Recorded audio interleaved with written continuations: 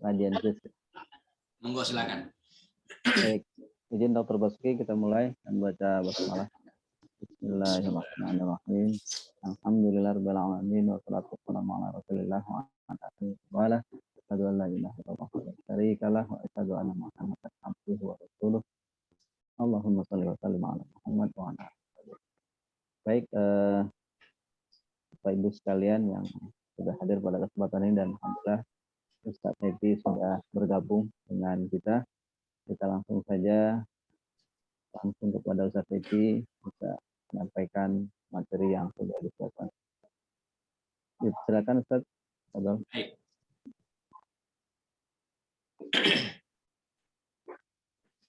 Bismillahirrahmanirrahim. Assalamualaikum warahmatullahi taala wabarakatuh. Waalaikumsalam warahmatullahi wabarakatuh. Alhamdulillahi wa kafa, asyhadu an la ilaha illallah, asyhadu anna Muhammadan abduhu wa rasuluhu al-Mustafa wa ala alihi wa ashabihi wa mawala. Rabbi shrah li sadri wa yassir li amri wahlul 'uqdatan min lisani yafqahu qawli. Qala ta'ala, laqad kana lakum fi Rasulillahi uswatun hasanah liman kana yarjullaha wal yawmal akhir wa dzakarallaha katsiran. Para peserta kajian Rabuan, rahimakumullah dimanapun berada, Dr. Basuki, kemudian yang lainnya ada ya, Pak Jazuli, serta teman-teman yang lainnya yang hadir di aplikasi Zoom pada malam hari ini. Kita bersyukur banyak kepada Allah Subhanahu wa taala pada malam hari ini kembali dipertemukan walaupun lewat online ya, di tengah wabah yang sedang naik katanya ya. Di DKI sudah level 3 ya. Kami di Kota Bogor juga ditetapkan juga sudah level 3 ya. Beberapa perkantoran hanya diizinkan 30 atau 25 sampai 30% yang hadir ya. Dan kita juga berharap teman-teman kita yang hari ini isoman ya, para tenaga kesehatan dari PSMI beserta keluarganya yang isoman segera diberikan kepulihan kesehatannya oleh Allah Subhanahu wa taala dan bisa kembali menjalankan tugas sebagaimana sebelumnya insyaallah ya. Kemudian yang kedua, mohon maaf saya agak telat join Zoom ya. Nggak tahu tadi komputer saya agak low respon Zoom ya. Berkali-kali join tapi gagal terus. Pas kena virus ya, virus. Mungkin gitu ya. Nah, makanya saya udah antisipasi buka laptop ya, khawatir lama ternyata laptopnya aktif, ini baru nyala juga. Jadi tetap pakai PC. Saya lebih nyaman pakai ini nih, pakai komputer ya supaya lebih bebas ya. Dan suaranya juga lebih bagus. Oke, baik. Cuman mungkin suara saja yang kurang bagus nih Pak Dr. Basuki. Saya bagus jelas. Rada serap ya. Saya kemarin kena flu hebat, sempat panas, tapi semoga flu biasa. Biasa. Jadi tidak ada gejala lain insyaallah. Baik. Bapak Ibu sekalian rahimakumullah, sebagaimana yang sudah di-share bahwa pada malam hari ini kajian rutin Sirah Nabawiyah kita tiba pada pembahasan 3 tema besar ya, atau 3 tema utama, yaitu Amul Huzn, Isra Mi'raj, dan dakwah Rasulullah ke Taif. Nah, ini mestinya dibedah satu-satu ya, tapi coba kita press sedemikian rupa ya, dalam waktu nanti sekitar 40 menitan ya. Sisanya kita lanjutkan dengan diskusi ya, diperdalam dengan diskusi ya.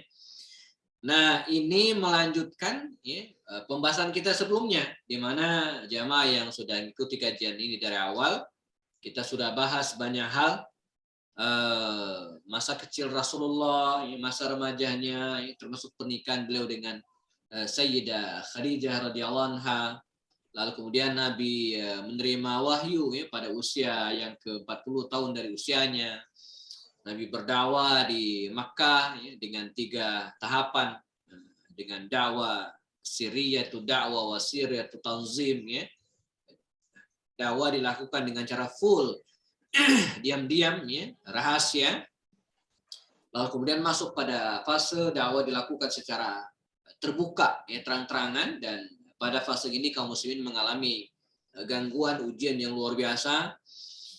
Rasulullah mengizinkan para sahabat hijrah ke Habasyah ya, diterima dengan sangat baik oleh Raja Najasyi ya, pertemuan kita yang sebelumnya. Nah, pada malam hari ini kita masuk pembahasan ujian yang berikutnya bagi Rasulullah SAW sebagai seorang nabi ya. Saya mungkin pernah sampaikan, Abu Qatadah pernah bertanya kepada Rasulullah tentang man asyaddu balaan ya Rasulullah, siapa yang paling asyad, paling luar biasa ya ujiannya, paling luar biasa ujiannya. Maka Rasul menjawab, al-anbiya wal mursalin tsumma alladziina yalunahum. Jadi yang paling luar biasa ujiannya itu adalah para nabi, para rasul, dan setelah itu orang-orang yang di bawahnya. Jadi semakin tinggi tingkatan keimanan seseorang, maka ujiannya juga semakin luar biasa. Dan demikianlah para nabi. Jadi kalau kita kilas balik jauh ke belakang, kita baca Qasasul Anbiya, cerita para nabi, maka kita akan menemukan bagaimana para nabi itu ujiannya dahsyat luar biasa. Mulai dari Nabi Adam alaihissalam, kemudian Nabi Nuh diuji dengan kaumnya yang 950 tahun didakwai, tapi hanya memperoleh pengikut tidak lebih dari 100 orang. Ujian kesabaran. Nabi Musa Nabi Musa itu bayi udah dihanyutkan di Sungai Nil gitu ya. Kita bersyukur hari ini semoga tidak ada yang pernah dihanyutkan oleh emaknya ya. Dibuang ke sampah oleh ibunya, nauzubillah. Walaupun kasusnya beda ya. Nabi Yusuf pada usia jelang remaja sudah dibuang oleh saudara-saudaranya ke sumur ke sumur yang luar biasa ya. Ini mengingatkan kita kepada seorang anak 5 tahun yang kemarin terlempar ke sumur 32 meter dalamnya ya, dan tidak bisa diselamatkan qadar Allah. Nah, demikian ujian para nabi ya, termasuk Rasulullah SAW. Nah, Rasulullah lahir dalam keadaan yatim. Alam yajid kayatiman fa'awa. Yatim, usia 6 tahun dirinya ibunya wafat. Kakeknya menyusul 2 tahun kemudian. Jadi pada usia remaja Nabi sudah kehilangan semua keluarga kecuali para pamannya saja ya. Tapi apakah ujian baginda Rasul SAW selesai? Tidak. Ujian terus datang dari Allah SWT untuk meningkatkan kualitas keimanan dan kedekatan beliau kepada Allah SWT. Masuk tahun ke-10 dari kenabian, ujian baginda Rasul datang dengan wafatnya pamanda beliau Abu Talib. Mengapa ini disebut dengan ujian yang dahsyat? Sebab wafatnya paman beliau ini menyisakan duka yang sangat mendalam bagi Rasulullah SAW.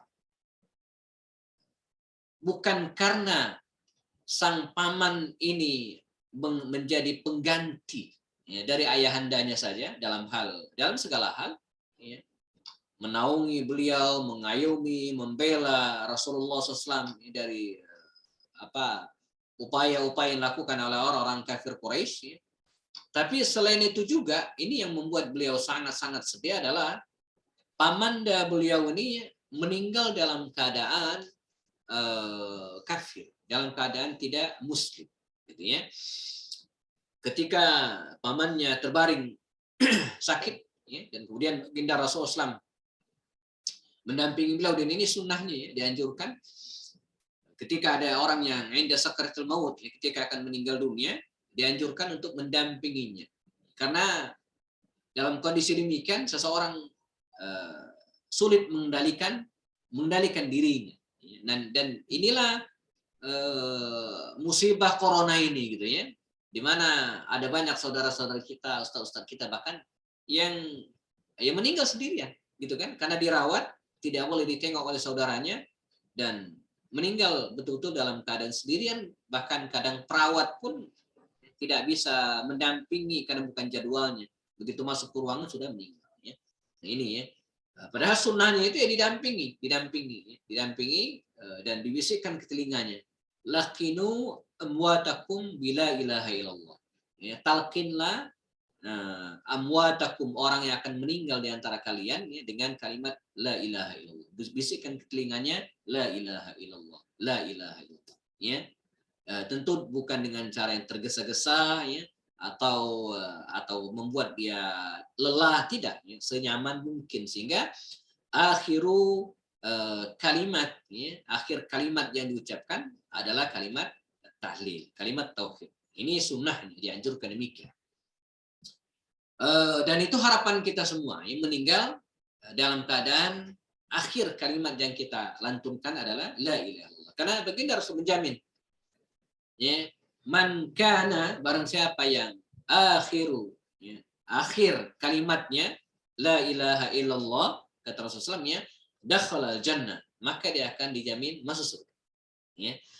Nah, sang paman ini ya, dibisikkan ke telinganya la ilaha illallah, ya ammi, kata Rasul, wahai pamanku, qul, katakan la ilaha illallah, katakan la ilaha illallah, asfa'u biha amam Allah yaumal qiyamah ya. Saya akan memberikan syafaat dengannya, dengan kalimat la ilaha illallah tadi untukmu ya pamanku ya, amam Allah, di hadapan Allah nanti pada hari kiamat. Jadi dengan kalimat la ilaha illallah itu, maka baginda Rasul bisa memberikan syafaatul uzma ya, syafaat besar, syafaat agung ya untuk umatnya, tak terkecuali pamannya. Nah, ini harapan Rasulullah SAW. Namun ya, di sebelahnya ada banyak tokoh Quraisy yang lainnya, semisal Abu Lahab, yang menghalangi ya, Abu Talib ini untuk mengucapkan kalimat tersebut.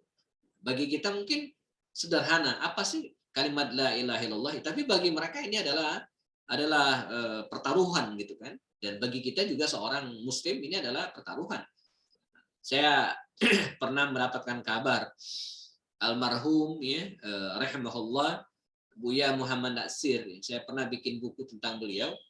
Dulu sempat dirawat di sebuah rumah sakit dan jelang akhir hayatnya gitu kan, sempat ya didekati oleh tokoh agama lain gitu kan, dan dibisikkan ke telinganya untuk mengucapkan kalimat-kalimat kufur. Ya, bersyukur beliau masih didamping oleh keluarganya gitu kan, dan alhamdulillah ya sampai akhir hayatnya beliau tidak mengubah keimanan. Ya. Jadi penting gitu ya. Jadi sekali Buya Muhammad Natsir sedemikian rupa diincar gitu kan. Sedemikian rupa diincar untuk dimurtadkan. Ini pentingnya bagi kita ya. Nah, sayangnya harapan baginda Rasul itu ya tidak tercapai. Qadar Allah, sang paman meninggal dalam keadaan tidak mengucapkan kalimat tauhid.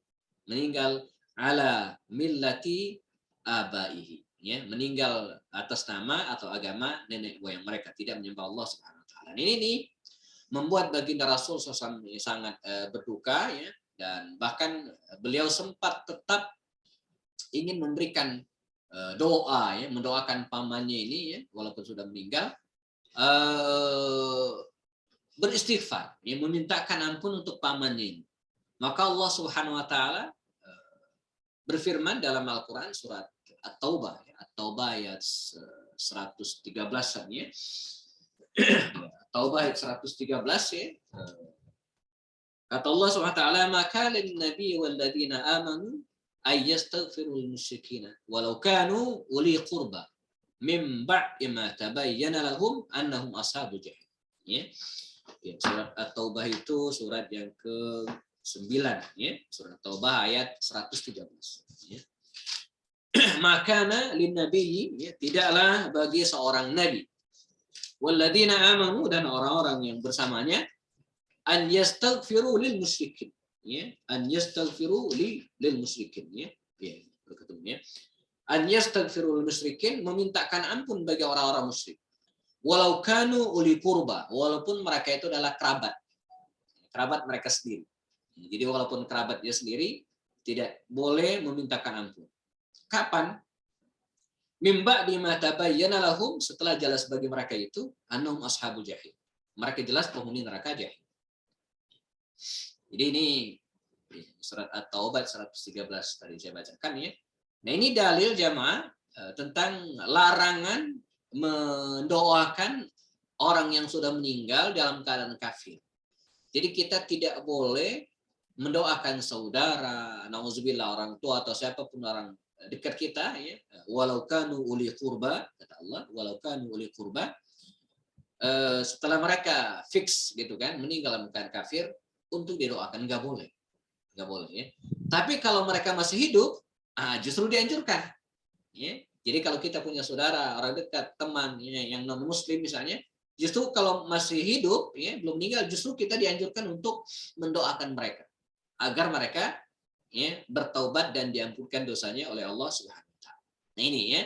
Dan ditambah lagi oleh Allah Subhanahu wa taala tentang Rasulullah SAW ini, ya, yang tidak boleh mendoakan kedua orang tuanya, mendoakan pamannya, ya, dan siapapun uli qurba dalam ayat tersebut, ya. Allah ingin menegaskan bahwa yang memberikan hidayah itu, ya, bukan Rasul. Ya, makanya dalam surat Al-Qasas, ya, ayat 56, innaka la tahdi man ahbabta walakinallaha yahdi man yasha. Ya, atau ayat 56, innaka la tahdi man ahbabta walakinallaha yahdi man yasha. Sungguhnya engkau ya Muhammad, ya, tidak akan bisa memberikan hidayah kepada siapapun. Ya, la tahdi man ahbabta, kepada orang yang kau cintai, tapi Allah yang memberikan hidayah. Makanya kita temukan dalam banyak kisah seperti Nabi Nuh, ya, ada anaknya Kan'an. Ya, tidak bisa, walaupun dia putra Nabi, tapi hidayah milik Allah. Ya.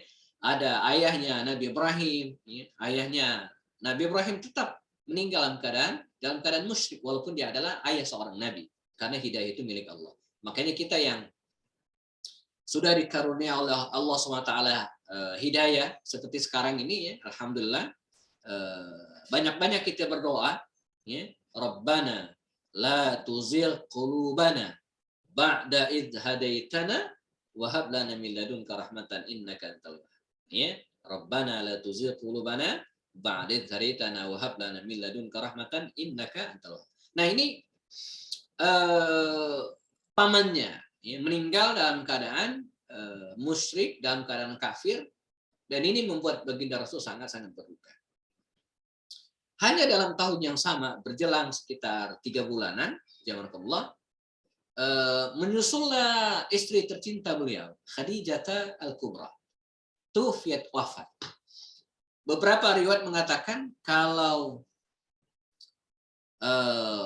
Abu Talib itu wafat di bulan Rajab, seperti bulan sekarang, ya, maka Khadijah itu meninggal di bulan Ramadan, ya, Rajab, Syaban, Ramadan. Jadi nggak nyampe 3 bulan, tidak berselang 3 bulan. Khadijah meninggal. Khadijah ini jamaah bukan semata istri Rasulullah. Dialah manusia pertama yang mengimani Rasulullah SAW. Ya. Jadi sebelum yang lain, sebelum Abu Bakar, sebelum Ali, bahkan, ya, sebelum orang-orang dekat Rasulullah, yang pertama kali mengimani Rasulullah SAW adalah Khadijah. Dialah yang memberikan segalanya untuk Rasulullah.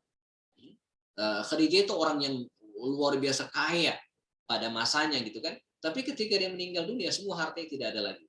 Ya, semua dipersembahkan untuk Rasulullah Shallallahu Alaihi Wasallam. Ya. Nah, jadi sosok yang begitu berperan, ya, begitu berjasa bagi Rasulullah SAW,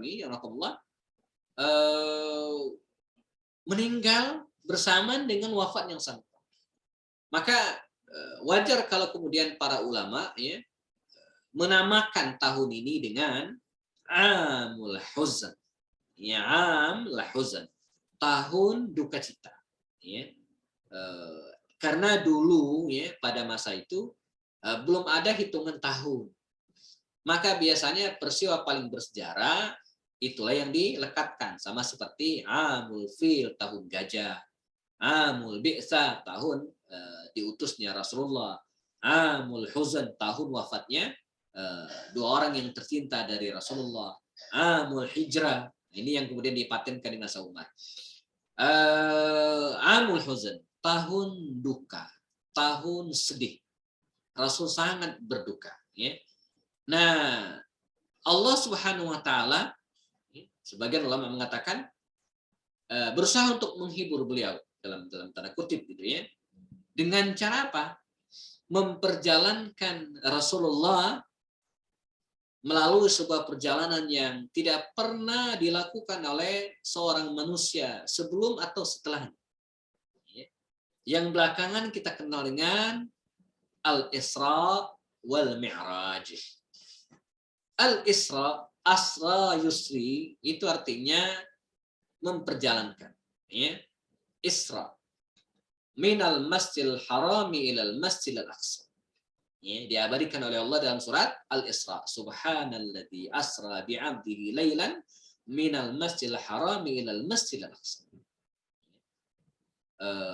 Walaupun tahunnya ulama berbeda pendapat, tapi mayoritas sepakat bahwa peristiwa itu terjadi setelah wafatnya Abu Talib dan Khadijah.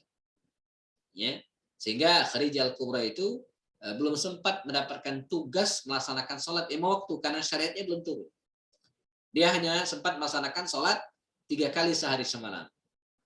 Ya, pagi, sore, dan malam.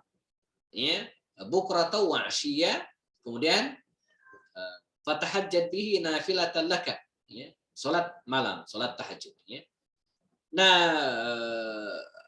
Allah Subhanahu wa taala memperjalankan hambanya dalam surat Al-Isra, ada di slide di monitor ya, di share oleh Dr. Basuki ya. Subhanalladzi, maha suci Allah, zat alladzi yang telah asra memperjalankan bi'abdihi hambanya lailan satu malam. Jadi perjalanan itu hanya satu malam. Minal masjidil haram, dari masjidil haram, dan ulama sepakat bahwa yang dimaksud dengan al-masjidil haram adalah al-masjidil haram di Makkah, nggak ada masjid yang lain. Makkah, ya. Di dalamnya ada Ka'bah.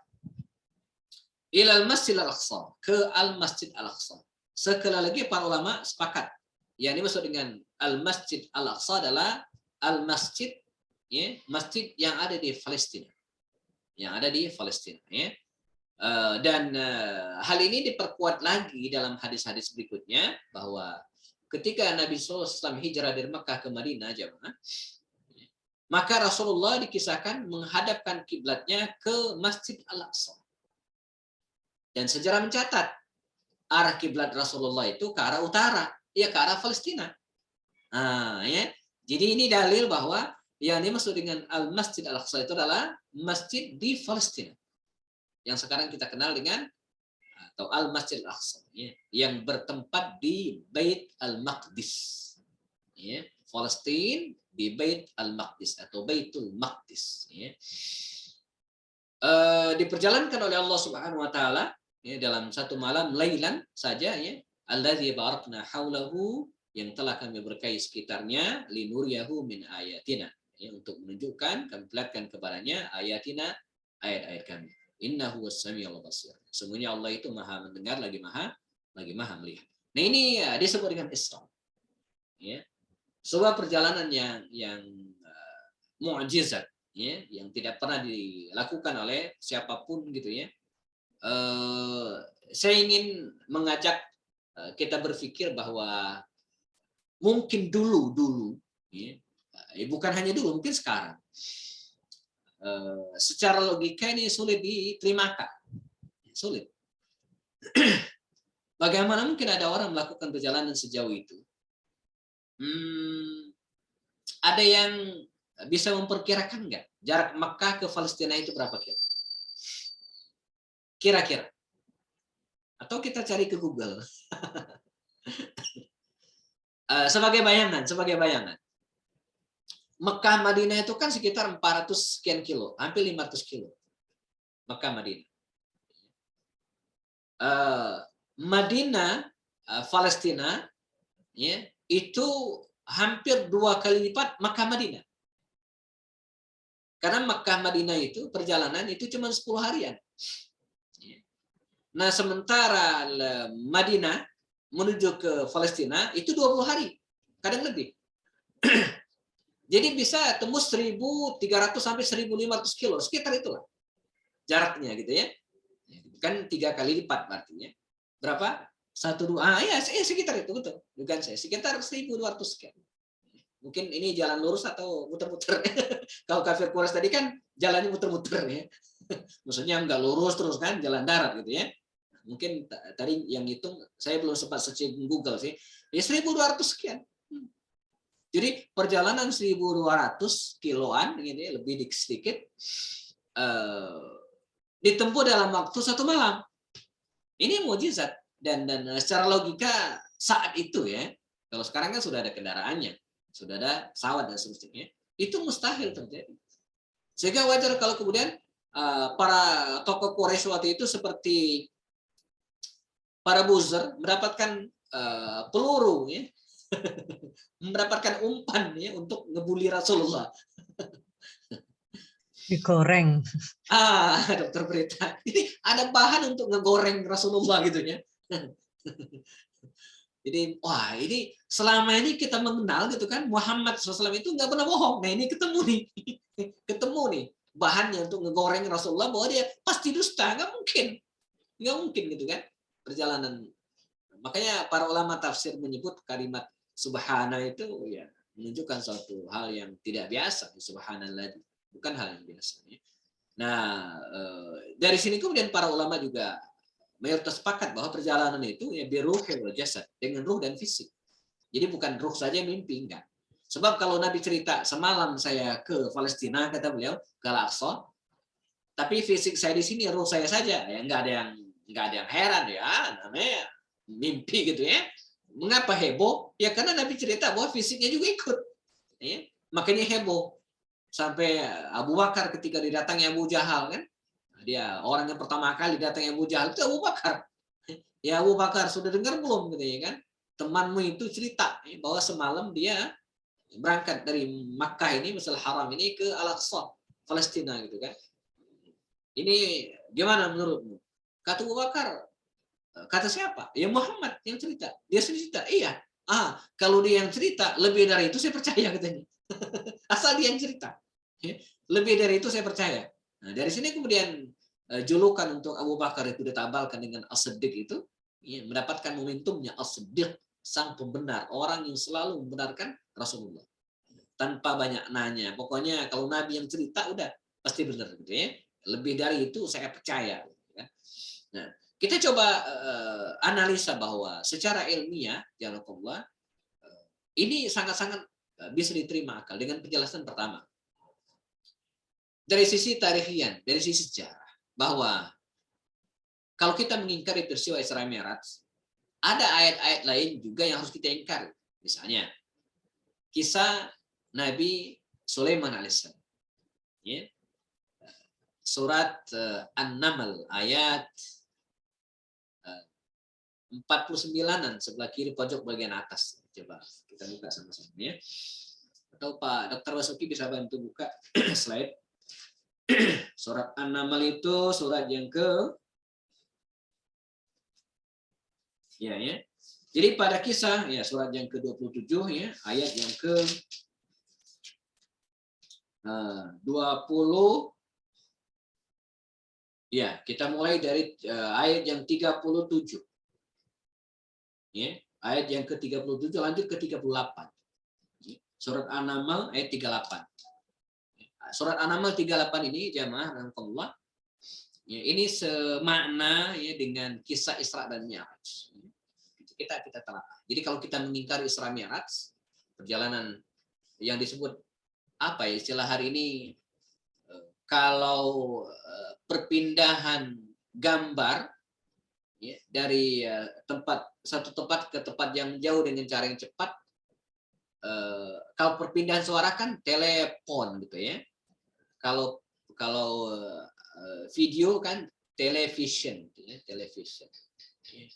Ini mungkin teleportasi mungkin ya. Jadi perpindahan satu benda bernama Rasulullah gitu kan dalam waktu yang sangat cepat. Nah ini pernah terjadi juga di masa Sulaiman alaihissalam. Ya. Ketika Sulaiman alaihissalam ya, dalam kisah disebutkan mendapatkan cerita tentang Bilqis yang ada di Yaman. Kita ingat dan bayangin peta Yaman. Yaman itu di bawah, Palestina itu di atas. Kalau kita lihat peta Jazirah Arab gitu kan, Yaman itu di bawah, Syam itu kan Palestina di atas. Jauh banget tuh, jauh. Ya. Nah, Sulaiman itu kan mendapatkan kabar dari burung hudhud bahwa hudhud menemukan seorang ratu yang menyembah matahari, kan demikian. Maka terjadilah korespondensi dan pada akhirnya Ratu Bilqis ini ingin menyambangi Sulaiman di Palestina. Ini mohon maaf, ya, kalau kita masih sepaham dengan para ulama salaf yang mengatakan peristiwa itu terjadi di Palestina.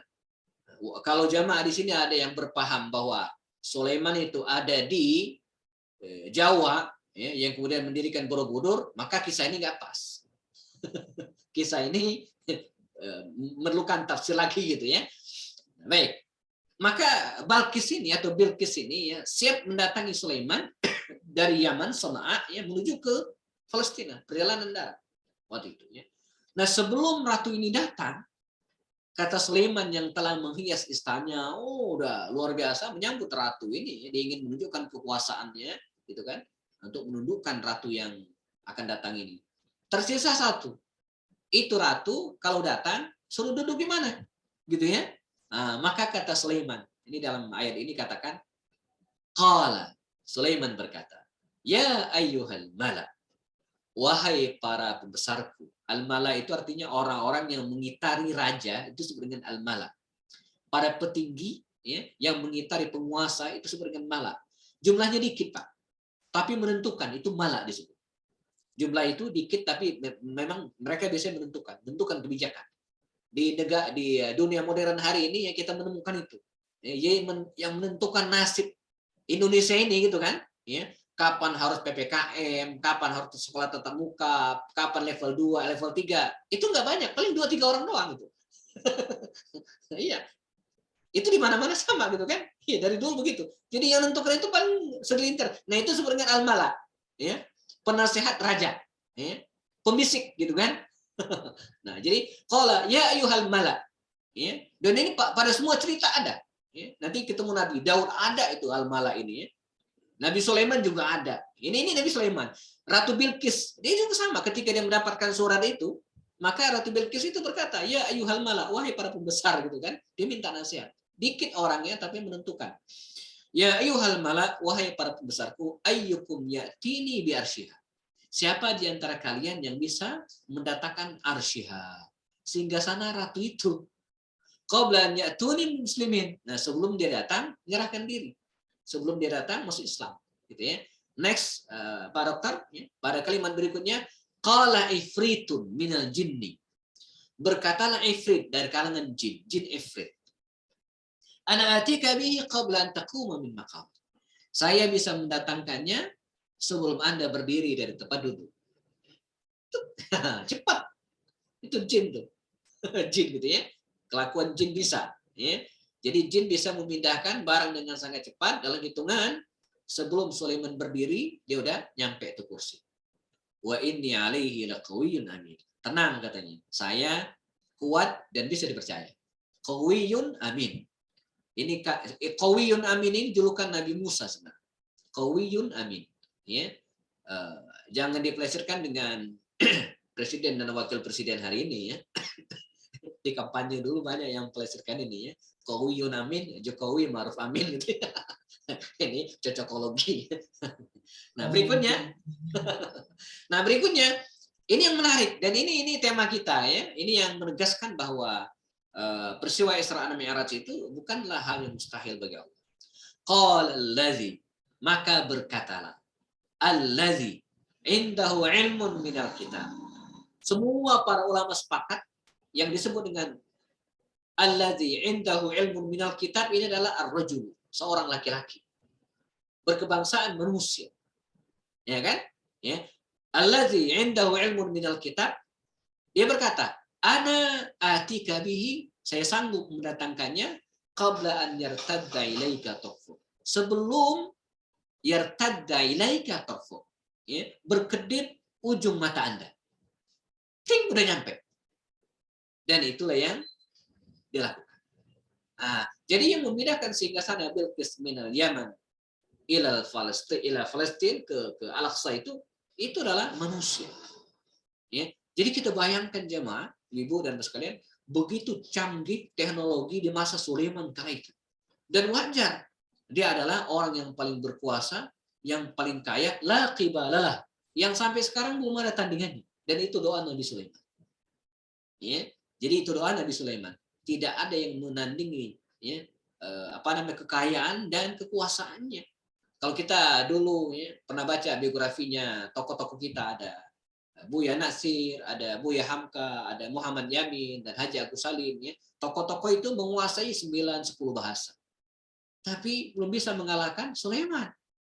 Yang menguasai mungkin ratusan bahasa. Dari semut, burung, apalagi ya, jin. Ya. Jadi dari sisi kemampuan berbahasa aja kita udah kalah. Ya kan? Kemampuan berbahasa kita udah kalah tuh dengan Sulaiman gitu ya. Belum lagi tentang kekuasaan. Kalau kekuasaan hari ini kita kekuasaan dunia, bumi. Ya. Sulaiman dia bisa memerintahkan bangsa jin ya untuk yaghusu, untuk mencari mutiara apapun ke dalam lautan dan naikkannya ke daratan gitu kan. Dia bisa memerintahkan angin gitu ya. Nah, kalau kita mau mindahin hujan aja selesai minta ampun, dia bisa. Ya. Jadi dia bisa menyuruh angin untuk ya menundukkan angin, melunakkan besi, warisan dari ayahnya gitu kan. Di mana Nabi Daud dulu bisa menggunakan besi ya. Jadi kekuasaan Sulaiman itu luar biasa, termasuk di bidang IT. Kecanggihan luar biasa. Nah, kembali ke tema kita jamaah, bahwa peristiwa Isra dan Mi'raj itu adalah nyata. Ya, dia adalah peristiwa yang ada, ya, bukan fiktif, dan ini bagian dari pertama kekuasaan Allah SWT. Kemudian yang kedua menunjukkan tentang Nabi. Jadi kalau orang selama ini mencari mana mukjizat Muhammad, mana mukjizat Rasulullah, itu mukjizatnya yang tidak bisa dibantah sama sekali. Ya, nah, belakangan ya orang baru kemudian mulai percaya dengan adanya kemajuan teknologi. Saya pernah baca ya, udah lama sebenarnya sebelum pandemi, jauh sebelumnya. Dengar-dengar ya, di Barat, dunia Barat sekarang sedang dikembangkan kemampuan teknologi yang tadi itu, teleportasi tadi itu, memindahkan satu benda dalam hitungan cepat, ya, dengan segera. Kalau sekarang kan yang bisa pindah misalnya ya suara, ya, suara. Kayak sekarang ini kan dulu rasanya mimpi. Bagaimana mungkin kita bisa bicara gitu kan, kedengaran oleh orang lain. Saya Pak Dokter dulu waktu SD apa SMP ya. Jadi sepengetahuan kami ke anak kecil, mikrofon ya, untuk azan itu halo kedengaran di sana ya, seperti kita main pakai apa tuh benang ya atau apa gitu kan, pakai kaleng susu gitu ya, bisa ada talinya nyambung gitu kan. Maka ketika muncul wireless, halo ini mikrofonnya nggak ada kabel tapi gue bisa ngomong, itu kita anak kecil waktu itu bingung, kok bisa gitu ya. Mana nih kabelnya nggak ada, aku bisa bunyi gitu kan. Dulu kita heran, sekarang udah handphone mana ada kabelnya. Bahkan coba telepon kita di rumah hari ini yang ada kabelnya coba siapa? Di rumah saya ada dulu, ya pakai Telkom. Sekarang udah putus, nggak perlu lagi karena nggak mau bayar abonemen ya. Handphone nggak ada kabel lagi sekarang. Udah luar biasa canggih. Kita udah bisa mindahin gambar dengan cepat, mindahin suara dengan cepat, ya. Mindahin benda. Hari ini ya, kalau kita pengen ngirim KTP, nggak perlu lagi difotokopi, lalu kemudian kirim 2 hari baru nyampe. Lalu dia foto aja pakai handphone, klik, sampai sana. Kalau perlu di print aja sendiri, sama dengan aslinya gitu kan. Sama dengan mindahin KTP itu sama gitu ya. Nah, ini di Barat sedang dikembangkan, memindahkan benda dengan hitungan sangat cepat. Karena pernah terjadi di masa Sulaiman, di masa Rasulullah juga. Ya, suatu saat kemungkinan, wallahu a'lam, entah kapan waktunya akan terjadi. Nah, Isra. Lalu baginda Rasul SAW, ya, dia berjalankan kembali oleh Allah SWT ke langit ya, untuk menjumpai Allah SWT. Nah, peristiwa ini jamaah disebut dengan Al-Mi'raj. Ya, peristiwa Al-Mi'raj di mana baginda Rasul berangkat meninggalkan gitu ya bumi ya, atau Al-Aqsa waktu itu ya, menuju ke langit ya. Syekh Safi Rahman Al-Mubarakfuri dalam kitabnya Rahiqul Maktum, saya mana ya, oh di sebelah ini ya kitabnya. Saya anggap saja kitab ini merupakan rangkuman dari sekian banyak kitab yang ada ya. Beliau menjelaskan gitu kan, menjelaskan bahwasanya baginda Rasul sallallahu alaihi wasallam naik ya ke langit itu ya, ke langit 1 2 dan seterusnya. Nah, langit pertama ya Rasulullah SAW bertemu dengan Nabi Adam alaihissalam, ya. Kemudian Nabi kedua Nabi Yahya dan Isa, Nabi ketiga dengan Nabi Yusuf, Nabi Idris keempat, kelima Harun. Nah, yang keenam ini penting. 6 saya nggak pernah lupa ya. Pada langit ke-6 ya, Nabi bertemu dengan Nabi Muhammad bertemu dengan Nabi Musa. Karena inilah kunci dari bolak-baliknya sholat, perintah sholat nanti ya. Jadi pada langit ke-6 ya, bertemu dengan Nabi Musa alaihissalam. Nah, pada langit yang terakhir ya, bertemu dengan Abul Anbiya Ibrahim. Ini yang kita tidak mungkin lupa adalah 6 dan 7. 6 dengan Nabi Musa dan ke-7 dengan Nabi Ibrahim alaihissalam. Nah, setelah itu ya, beliau naik ke suatu tempat dikenal dengan Sidratul Muntaha dan dibawa ke Baitul Ma'mur, Baitul Izzah, dan mendapatkan perintah sholat 50 kali sehari semalam. Nah, dari sini beliau turun ya, dan kemudian ketemu dengan Nabi Musa. Kalau Nabi Ibrahim tidak bertanya, tapi Nabi Musa bertanya, ya Muhammad, ya, apa yang kau dapat dari Tuhan? Apa yang kau dapat dari Tuhan? Kata Rasulullah, kami diperintahkan untuk melaksanakan sholat 50 kali sehari semalam. Oh, kata Musa, irji' ila rabbik, kembalilah ke Tuhan.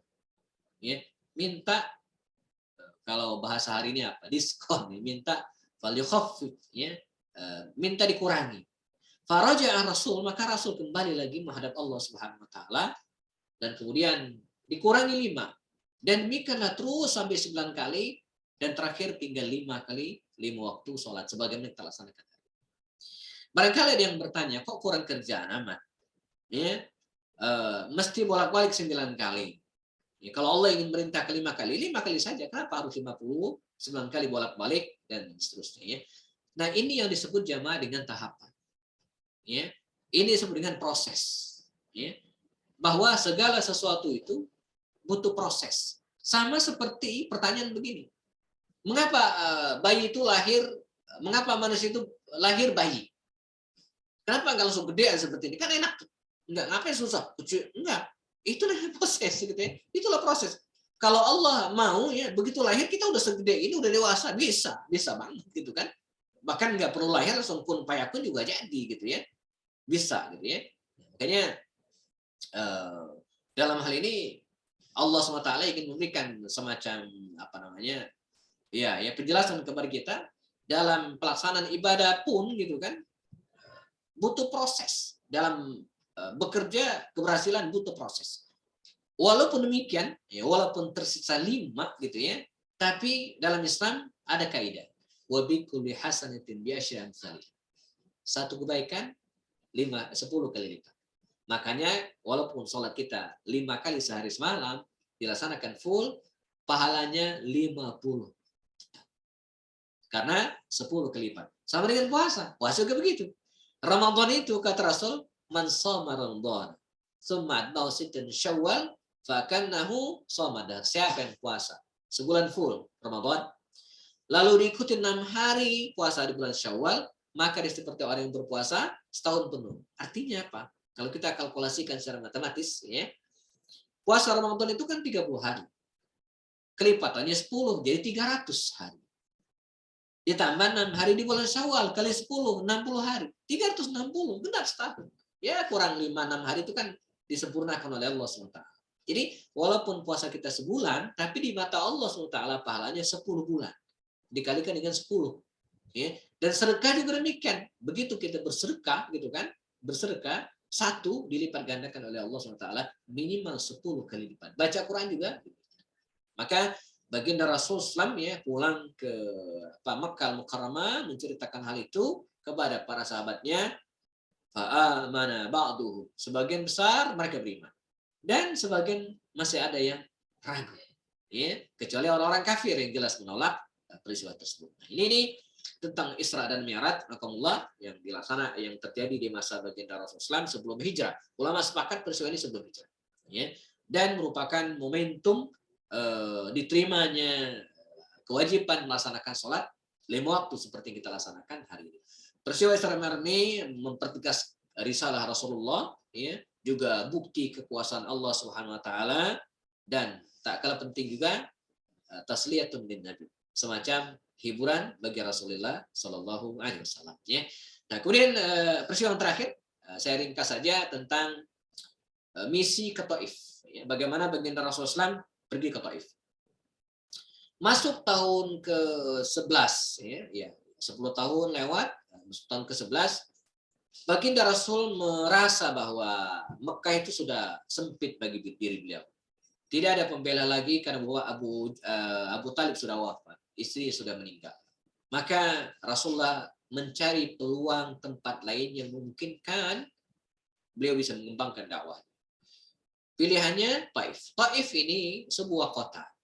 Berjarak sekitar 80 sekian kilo. Ya, kalau dari pusat kota ke kotanya mungkin 82 kilo.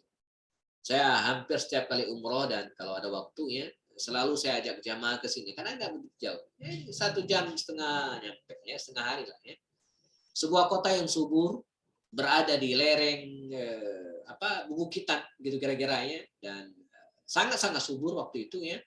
Para pengusaha Makkah banyak yang investasi tanaman di sini. Mereka punya kebun kurma, kebun anggur. Bahkan hari ini, ya kalau kita misalnya umroh atau haji ya, dan kemudian di sekitar Masjidil Haram itu di bawah hotel-hotel itu banyak yang jualan pinggir jalan ya.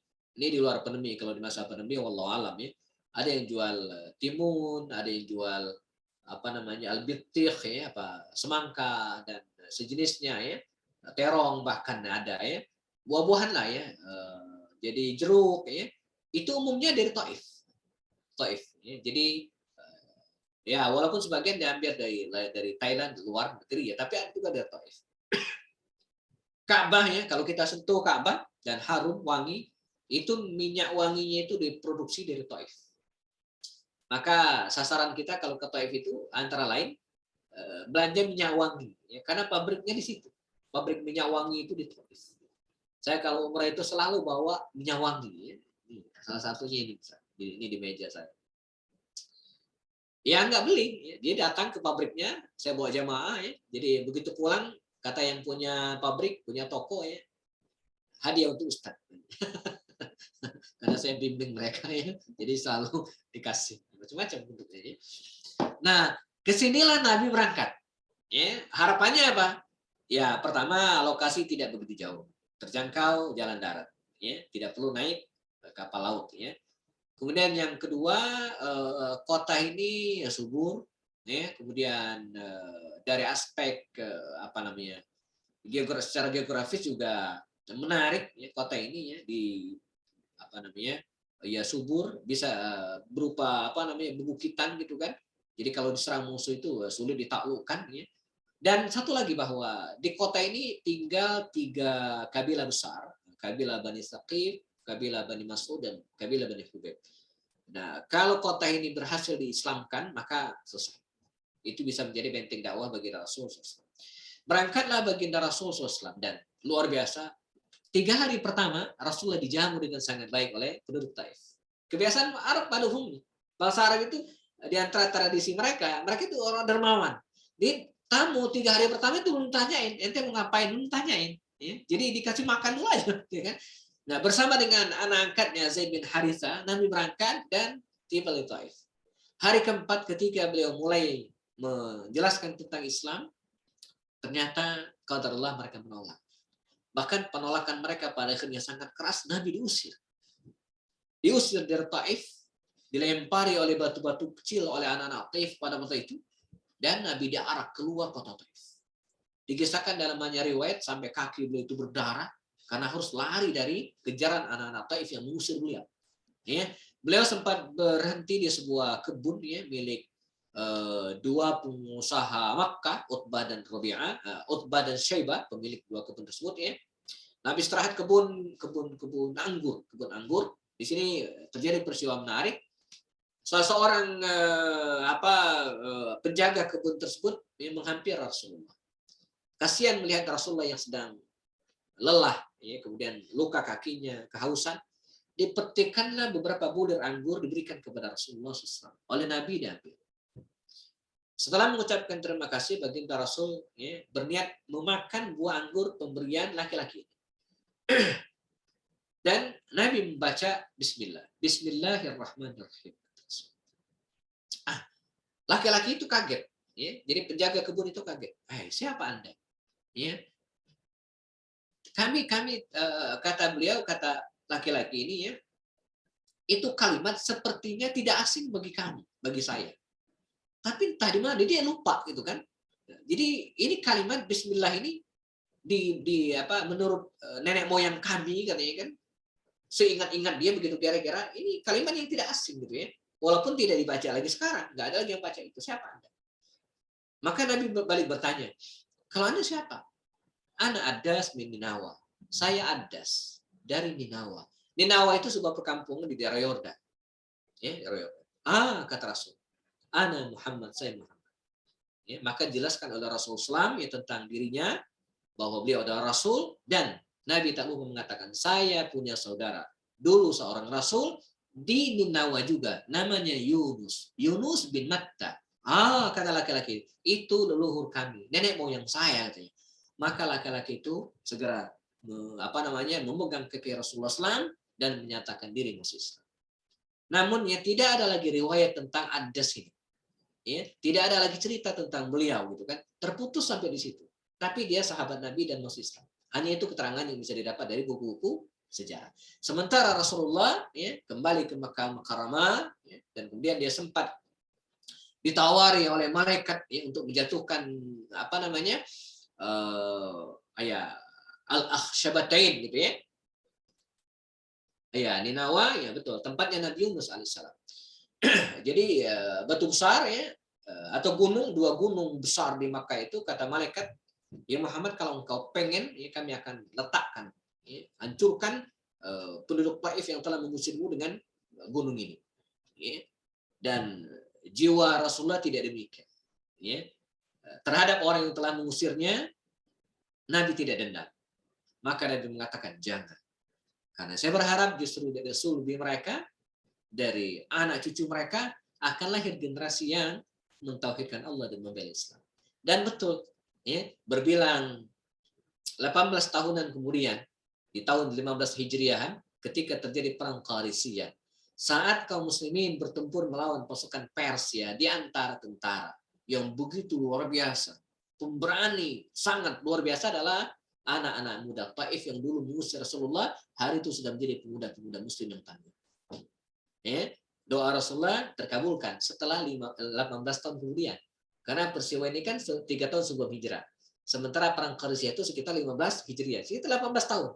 18 tahun kemudian terjadilah perang Qadisiyah antara kaum muslimin melawan pasukan Persia. Ya, melawan pasukan Gajah. Dan tak di antara pemuda-pemuda pemberani pasukan Sa'ad bin Abi Waqqas waktu itu adalah anak-anak muda dari Taif yang dulu masih kecil mengusir Rasulullah. Jadi luar biasa ya, dikabulkan oleh Allah Taala. Rasulullah kembali ke Makkah Mukarramah, di pinggiran kota Makkah di sebuah tempat namanya Nakhla. Beliau sempat dikerubungi oleh bangsa jin, para jin, dan disitulah turun surat Al-Jin. Qul uhiya ilayya annahu istama'a nafar minal jinni faqalu inna sami'na qur'anan ajaba. Maka di tempat itu hari ini didirikan Masjid Al-Jin. Sampai hari ini masih. Nabi pun masuk ke Makkah kembali, namun sayang ya, beliau tidak bisa masuk karena sudah terusir. Rumus dan kaidah aturan masyarakat Quraisy waktu itu begitu. Siapa yang sudah terusir dari negerinya, dia tidak boleh masuk kecuali dia menjamin. Maka Nabi meminta bantuan ke beberapa orang agar menjamin beliau, tapi tidak ada yang mau. Akhirnya datanglah seorang laki-laki ya, yang menjamin Rasulullah. Namanya Mut'am, ya, namanya Mut'am bin Adi. Mut'am bin Adi. Dia gandeng Rasulullah masuk ke kota Mekah kembali. Begitu menggandeng Rasulullah, Abu Jahal CS mendekati mereka. Kata Abu Jahal, ya Mut'am, amujirun anta muslim. Ente sudah masuk Islam atau sekedar memberikan perlindungan? Kata Mut'am, saya cuma memberikan perlindungan. Artinya kalau dia mengaku masuk Islam, diusir dua-duanya. Tapi dia tidak. Sampai akhir hayat, Mut'am ini tidak pernah masuk Islam. Namun Nabi merasa berhutang budi kepada beliau. Karena dalam suatu saat, ketika terjadi perang Badar, kemudian Nabi mengatakan, ketika ada 70 tawanan perang Badar dari kafir Quraisy, kata Rasul, andai Mut'am masih hidup dan meminta saya membebaskan seluruh tawanan ini, saya akan bebaskan. Namun Mut'am sudah meninggal dunia. Ini salah seorang yang baik terhadap Rasulullah, sama seperti pamannya, namun sampai akhir hayat tidak memeluk Islam. Nah, Rasulullah SAW balik ke Taif, ya, dan gagal kembali ke Mekah, gagal ke Taif. Apa yang lakukan beliau? Beliau tidak putus asa. Beliau mulai jamaah mendakwahi kabilah-kabilah yang ada di sekitar Mekah, khususnya pada musim haji, sampai akhirnya 6 orang pemuda dari Madinah menghadap Rasulullah dan menyatakan diri masuk Islam. Tahun ke-11 kenabian, ya. Setelah itu kemudian mereka balik lagi ke Madinah, datang lagi 12 orang. Tahun berikutnya mereka datang lagi, ya, dan terjadilah bai'at. Bai'at disebut dengan Bai'atul Aqabah pertama dan Bai'atul Aqabah yang kedua. Inilah yang menjadi muqaddimah, ya, prolog hijrahnya Rasulullah ke Madinah. Diawali dari, ya, datang 6 orang anak muda yang menghadap Rasulullah Shallallahu Alaihi Wasallam. Nah, Baitul Aqabah, persiapan hijrah ke Madinah, nanti kemudian sampai Nabi hijrah ke Madinah. Nah, ini akan kita bahas pada pertemuan berikutnya, insya Allah. Ya, pada kajian hari ini kita cut sampai di sini, insya Allah. Baik, kita perdalam, ya, tema ini. Tidak terasa sudah 56 menit, ya, dari saya bergabung. Kepada moderator kita, Pak Jazuli, silakan. Allah kayaknya. Ya, Pak Jazuli mungkin ada yang mengingatkan. Ya. Ustaz, saya mau tanya tadi. Ya, silakan. Waktu Rasulullah ke Taif itu belum hijrah ya? Waktu ke Taif itu belum hijrah Rasul. Belum hijrah ke Madinah. Belum ke Madinah ya? Oh, belum. Jadi hijrah ke Taif itu sekitar 3 tahun sebelum hijrah. Berarti beliau masih di Makkah. Masih di Mekah. Kenapa nggak bisa masuk Makkah ya? Karena rumusnya begitu. Jadi beliau itu, rumus orang-orang Makkah itu, siapa yang sudah meninggalkan Mekah, ya, maka dia sudah terusir. Terusir. Ya. Nah, orang yang terusir itu nggak boleh masuk kecuali ada yang membela. Padahal cuma apa ya, safar gitu kan? Iya, tapi dianggap terusir, gitu kan? Dianggap terusir. Kalau sudah terusir itu peraturan, ya. Maka kalau pengen masuk lagi sederhana, ada yang menjamin, gitu kan? Maka dalam kajiannya Dr. Munir Muhammad Al-Khudban itu mengatakan Nabi itu dulu, ya, di masa-masa Makkiyah pernah memanfaatkan peraturan jahiliyah, peraturan bangsa Arab jahiliyah. Kapan dia itu? Itu kan peraturan bangsa Arab jahiliyah, tapi beliau manfaatkan, gitu kan, supaya bisa masuk. Kalau enggak, kalau ngotot ya bisa masuk. Tapi beliau manfaatkan, mencari celah bagaimana supaya beliau bisa legal masuk ke Makkah kembali, ya, dan tidak larang oleh tokoh-tokoh Makkah. Dengan cara ya minta bantuan, walaupun kepada non Muslim yang nggak ada pilihan. Pilihannya ya akhirnya nama Mut'am bin Adi itu ada 3 atau 4 tokoh yang dihubungi Rasulullah supaya bisa menjamin beliau bisa masuk lagi ke Mekah. Tapi nggak ada yang mau. Yang mau adalah Mut'am bin Adi. Jadi maksudnya nggak boleh berpergian dari Mekah. Jadi begini, mereka yang tinggal di Mekah, orang Mekah, lalu kemudian pindah, pindah gitu kan? Nabi kan pengen pindah tuh, hijrah ke Taif. Pindah ya. Pindah hijrah ke Taif gitu kan? Maka dia dianggap bukan orang Mekah lagi. Bukan berpergian sebentar itu enggak ya? Bukan. Kalau berpergian sebentar kayak safar, bisnis, ya biasa. Tapi ini nggak dipindah. Nabi sudah dianggap terusir dari Mekah, pindah ke Taif. Tapi ternyata di Taif tidak diterima. Monggo, ada lagi? Kita sudah masuk sesi tanya jawab. Pak Jazuli, silakan. Jika ada yang ingin tanyakan lagi, silakan. Oh iya, baik. Mohon maaf tadi. Saking nikmatnya mendengarkan. Berarti ya, cerita saya berhasil, Pak Jazuli, ya. Biasanya ini saya lakukan ke anak-anak, ya, dan mereka biasanya sudah tertidur sebelum cerita saya selesai. Sudah ditahan-tahan itu berkali-kali, Masya Allah. Ya. Baik, ada pertanyaan lagi, Bapak Ibu sekalian?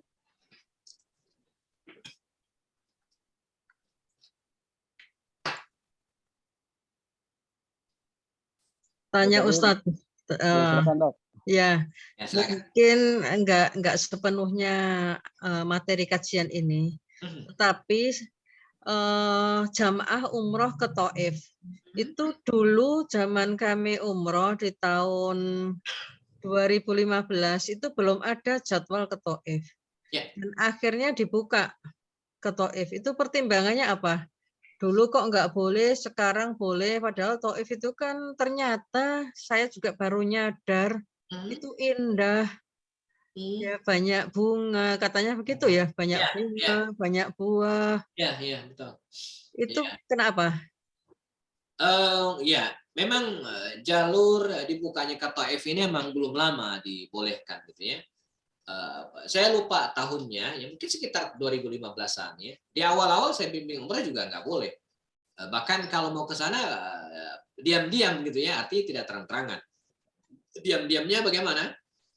Kalau mereka yang nemanin kita, kalau mau boleh itu orang Arab asli gitu ya, orang Arab, lalu boleh ke sana. Itu pun biasanya pakai mobil, bukan mobil bus, biasanya mobil charteran gitu ya. Itu sebelum tahun 2015 kalau nggak salah ya. Nah, setelah itu ya, sampai sekarang sepengetahuan saya itu dibolehkan. Ya. Mengapa? Karena paspor kita ya, paspor kita itu bukan paspor, visa kita itu ya hanya untuk 3 kota, Jeddah, Madinah, dan Mekah. Ya. Itu visa umroh kita hanya berlaku untuk 3 kota ini. Jadi yang dilarang itu bukan hanya ke Taif. Ya, tidak boleh juga ke Dammam, tidak boleh juga ke Riyadh, nggak boleh karena visa kita yang berlaku untuk 3 kota ini. Nah, jadi kalau kita pergi ke Taif atau pergi ke Riyadh atau pergi ke Dammam atau ke kota-kota lain di Saudi, ya melanggar visa ini gitu kan dan dikembalikan lagi.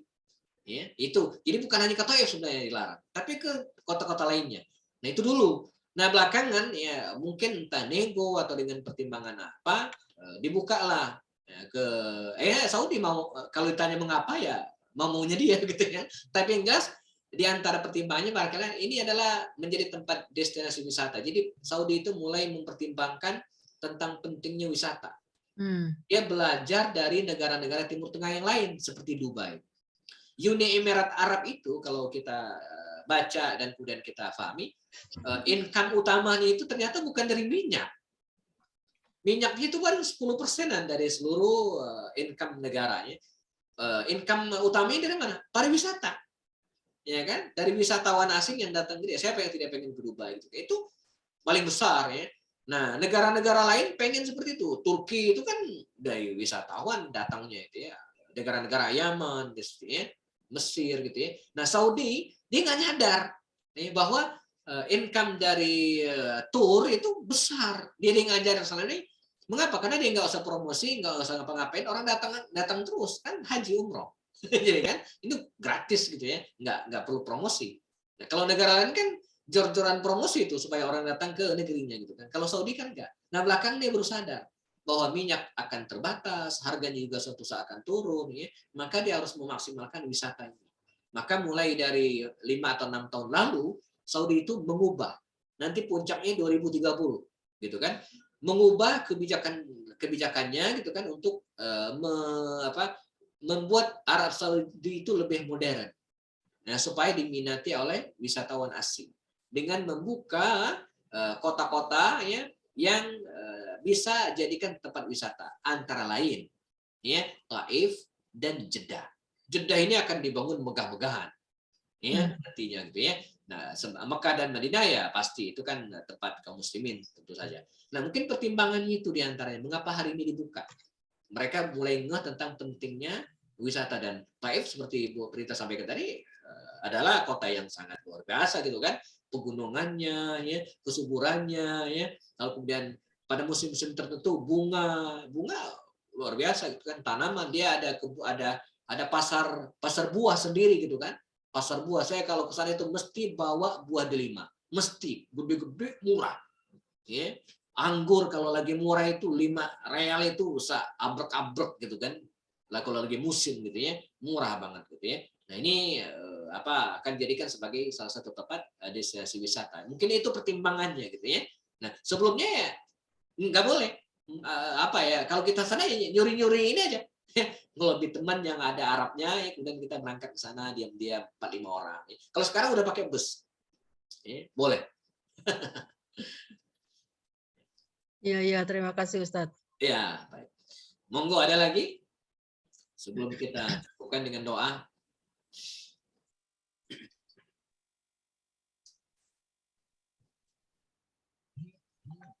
Ada lagi Bapak Ibu sekalian yang ingin ditanyakan?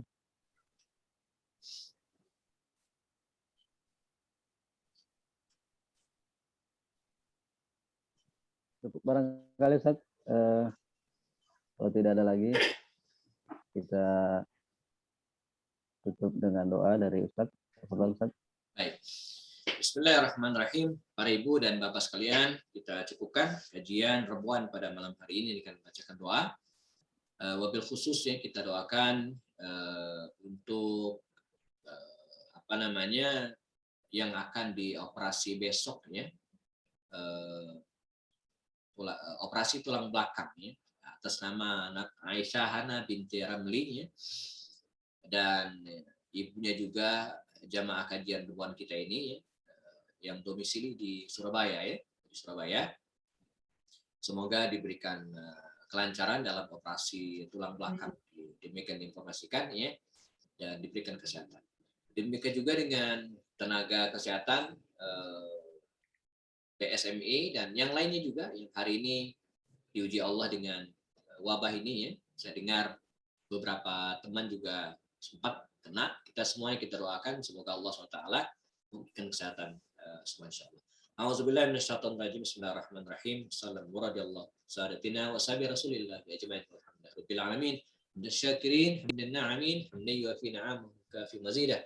Allahumma rabbana lakal hamdu kama yanbaghi li jalali wajhikal karim 'azim sultanik. Allahumma rabbana zalamna anfusana wa illam taghfir lana wa tarhamna lanakunanna minal khasirin. Allahumma rabbana rizqna 'ilman nafi'ah wa 'amalan mutaqabbala wa rizqan halalan tayyiban mubarakan ya rabbal alamin. Allahumma sahil umurana kullaha wa la tu'assir. Allahumma sahil umurana kullaha wa la tu'assir. Allahumma rabbana la tada' lana fi majlisina hadha dhanban illa ghafarta wa la daynan illa qadaita wa la maridan illa shafaita wa la maridan illa shafaita wa la maridan illa shafaita wa la haman illa farajta wa la hajatan min hawaiji dunya illa wa anta ridha wa lana salah ya rabbal alamin. Ya Allah ya Tuhan kami, pada malam hari ini kami melaksanakan kajian syarat nabawiyah. Berikanlah pemahaman baik kepada kami. Berikanlah ilmu yang bermanfaat kepada kami ya Rabbal Alamin. Ya Allah, pada malam hari ini kami bermunajat kepadamu, menganjurkan doa kepadamu agar memudahkan operasi untuk anak kami Aisyah Hana binti Ramli. Allahumma sahil umuraha ya Rabbal Alamin.